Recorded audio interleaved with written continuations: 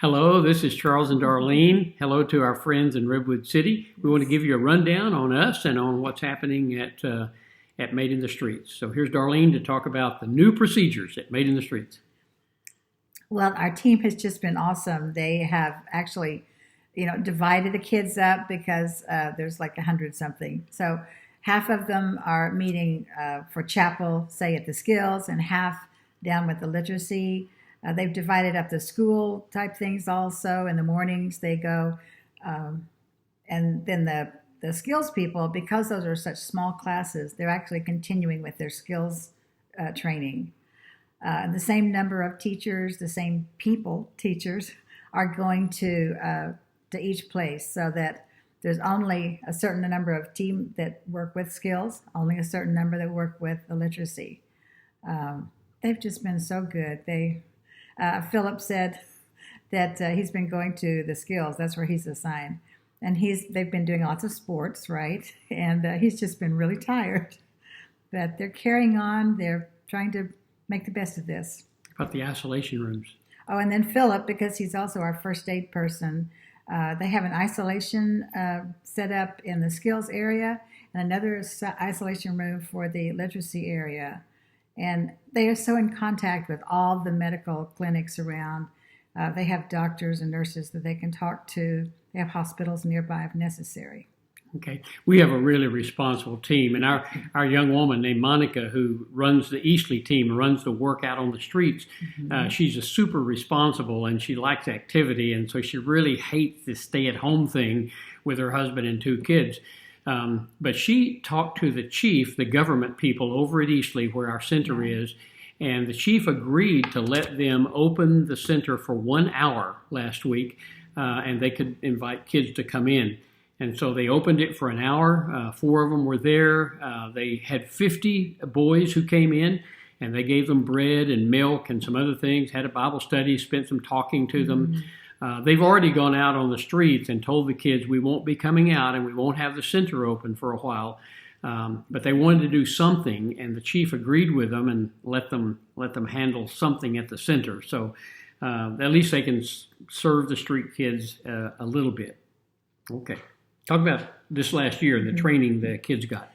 Well, just a year ago, Brenda and Troy came and they did a crisis training, a seminar, and it was all about what to do if there's a crisis. And they were very detailed. They had the team make up detailed, like what would we do if. So they didn't plan for a pandemic, but because of that training, the team has said we were on it from the first.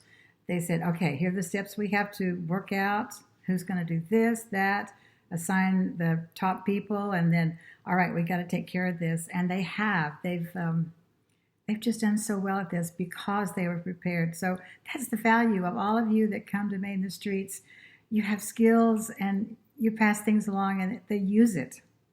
And then also we had an Australian group come from a church there, and in fact, the contact for that church was through Carolyn Shook. And then we met Debbie King, and she and her husband and some people came.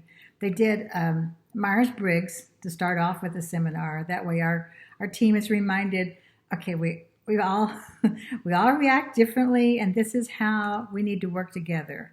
And so that was a preparation for the rest of the week with design thinking. Help them to think through something new that they've never done before. So all of this just fit in. The timing was great. We were glad that they're prepared by outside visitors. You know, most of our team now are married and have little kids, and so they know the importance of taking care of one another and taking care of their families, and we appreciate them doing that. One of the things we need to tell you, and this has really been going on for several years, but our Kenyan team is totally running the ministry. Darlene and I stopped making decisions a few years ago and made sure that they made them, and sometimes with a little input from us, and of course they listen to us, but they've done very well, and now they're totally running the ministry. And I need to let you know that Darlene and I have officially retired this year.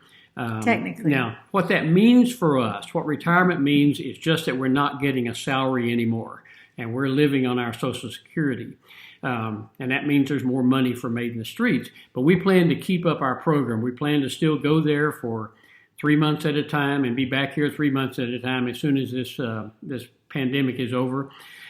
So we can stay in touch with the team. We can add what we can add to their life. But they are really good at running this ministry, and we appreciate them so much for what they do. And we feel really good about turning all things that have to do with the ministry over to them. That's been a great blessing. So, but what about us going back? Right. We'll go back as soon as we can. And but we're not running it. We weren't running it at the end, and then we're not now. It's just support, just emotional support, just like you do when you visit. But because that's still our home as well. These are our family. But they are carrying on. And that's what we all want, right? The next generation carries on. And that just, for us, that's proof that God had this ministry in mind. As of this year, we're finishing 25 years in street ministry. And so we're hopeful to go back near the end of July and be there for a celebration on August 1 of the day that this ministry started. So we're excited about the future. We're excited about what our team can offer kids who are homeless and without the needs of life there in Nairobi. And we thank you for being part of that. And we appreciate you and love you. We hope to see you as soon as possible. Bye now.